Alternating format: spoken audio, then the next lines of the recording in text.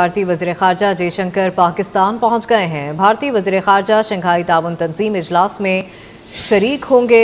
जी हाँ, भारत के foreign minister doctor Jaishankar जो हैं वो पाकिस्तान आ चुके हैं, इस्लामाबाद पहुंच गए हैं। हम जयशंकर साहब को वेलकम करते हैं और कोशिश करते हैं कि कल वो जो स्पीच करेंगे उसमें वो कोई दोस्ती की बात करें, मोहब्बत की बात करें। अभी रिसेंटली अक़वाम मुत्तहिदा की जनरल असम्बली में जिस तरह से रिएक्ट किया इंडिया ने हमारे वज़ीर आज़म की तकरीर पर, उसके बाद आज की कॉन्फ्रेंस और यहाँ जयशंकर साहब का आना किस तरह से देख रहे हैं आप?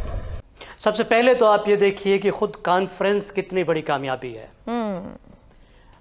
शंघाई कोऑपरेशन ऑर्गेनाइजेशन की भारत की बहुत बड़ी सफारती नाकामी और पाकिस्तान की बहुत बड़ी सफारती कामयाबी है। But what is the bottom line? आपने आज तक क्या तोप चलाई है? पाकिस्तान की स्ट्रेटेजिक पोजीशन में कोई तब्दीली तो नहीं आई। पर बहरहाल इम्पोर्टेंट होगा इस फोरम पे कौन सा मुल्क क्या कहता है, इस पे बड़ा गौर किया जाएगा। हमारे लिए दो तीन चीज़ों पे बड़ा अहम बात है। पहली तो सबसे ये है कि जयशंकर यहाँ आए हैं। पिछली दफ़ा उन्होंने बड़ी सख्त बातें की थी, तो यहाँ वो क्या कहते हैं। कोई 17 बरस बाद पाकिस्तान में इस सतह की आलमी कॉन्फ्रेंस हो रही है जिसमें खित्ते की 3 एटमी कुव्वतें मिल बैठ कर सलाह मशवरे करेंगी और इश्यूज डिस्कस होंगे। आगे बढ़ने की बात होगी और यही बात पाकिस्तान मुखालिफिन से हजम नहीं हो रही।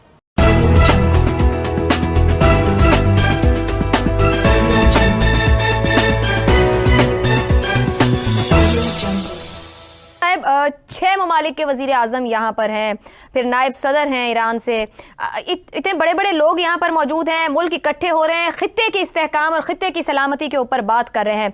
क्या अपॉर्चुनिटीज़ हैं, अपने हिस्से की कौन से ऐसे मामलात या कामयाबियाँ हैं जो पाकिस्तान को जिन पर फोकस करने की और अपने आप को दुरुस्त अंदाज में पिच इन करने की ज़रूरत है ताकि उन्हें समेट सके? सबसे पहले तो आप ये देखिए कि खुद कॉन्फ्रेंस कितनी बड़ी कामयाबी है।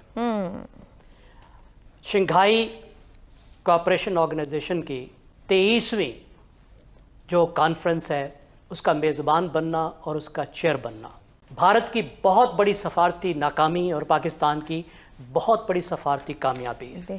उस लिहाज से कि 2017 से भारत ने ये पॉलिसी अपनाई थी कि पाकिस्तान को डिप्लोमेटिकली सफारती महाज पे आइसोलेट करेगा।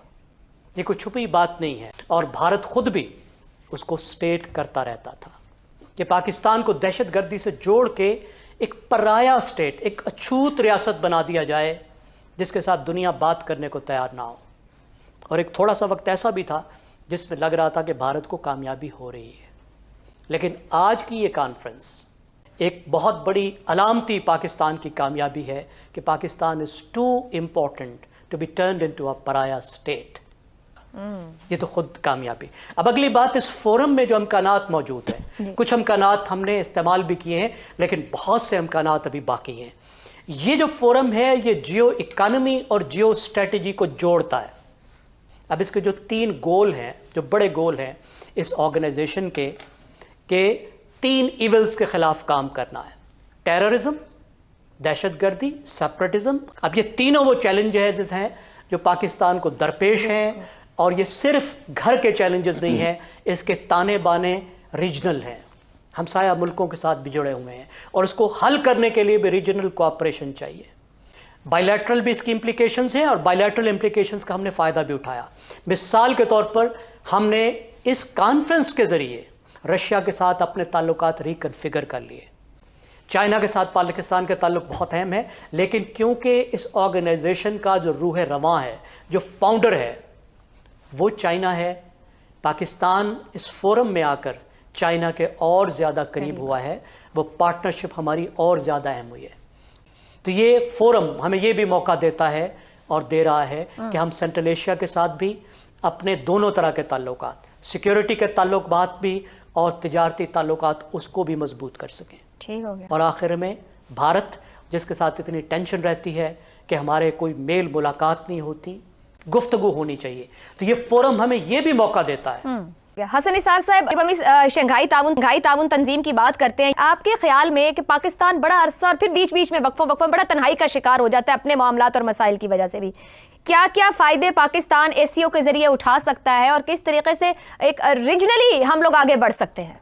देखें आयशा, अभी मैं सुन रहा था ये मारिया बीबी ने 2 या 3 बार ये बात की है। हम उम्मीद रखते हैं सो मैं भी उम्मीद रखता हूँ, लेकिन यकीन से कुछ नहीं कहा जा सकता। आपने एक बात की है वो स्ट्रेटेजिक पोजीशन, और ये वो होती है, कोई नई बात है ये। पाकिस्तान की स्ट्रेटेजिक पोजीशन में कोई तब्दीली तो नहीं आई, but what is the bottom line? आपने आज तक क्या तोप चलाई है? प्रॉब्लम है हमारा और तरह का ना हो। देखो, होती जान लड़ा देने की बात।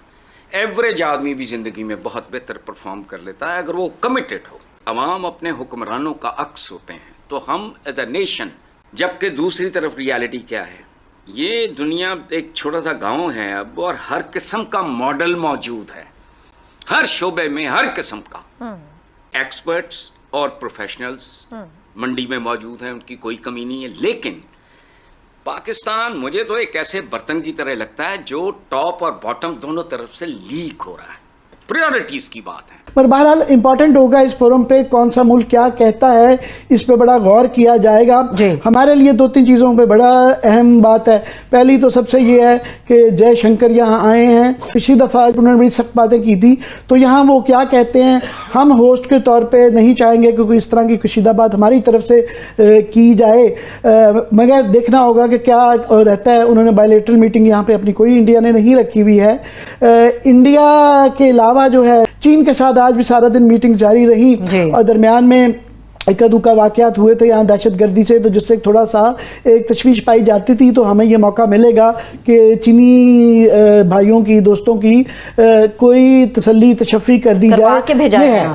पर यहाँ एक दाखिली सिचुएशन भी है कि यहाँ एक पॉलिटिकल सियासी एक बहरान सा है कि जिसके अंदर हम उम्मीद सिर्फ करते हैं कि ये मसला रिजॉल्व हो जाए, ताकि ये इस वक्त जो है ना पूरी दुनिया में हमारी एक जग हंसाई होगी अगर कुछ ऐसा हो। का दिन बड़ा ही हमारे लिए अहम है कि ये बड़े आसानी से गुजर जाए, और इसके अंदर कोई जो है हम अपना जो डर्टी लिनन है वो दुनिया के सामने पेश ना करें।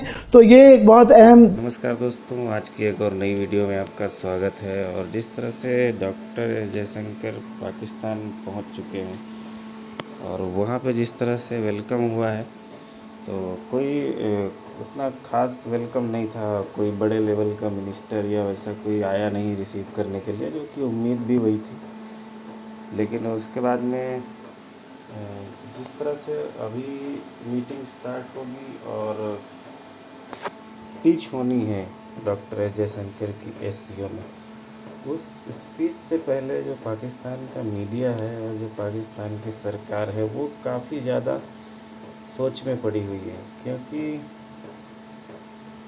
उस स्पीच में जयशंकर साहब क्या मेंशन करेंगे, क्या नहीं मेंशन करेंगे, ये देखकर पाकिस्तान की सरकार काफ़ी ज़्यादा कंफ्यूज है। क्योंकि कुछ भी बातचीत अगर उल्टी सीधी पाकिस्तान की सरकार की तरफ से हुई, तो डॉक्टर एस जयशंकर पाकिस्तान में खड़े होकर के ही डॉक्टर एस जयशंकर पाकिस्तान को सुनाने में पीछे नहीं हटे।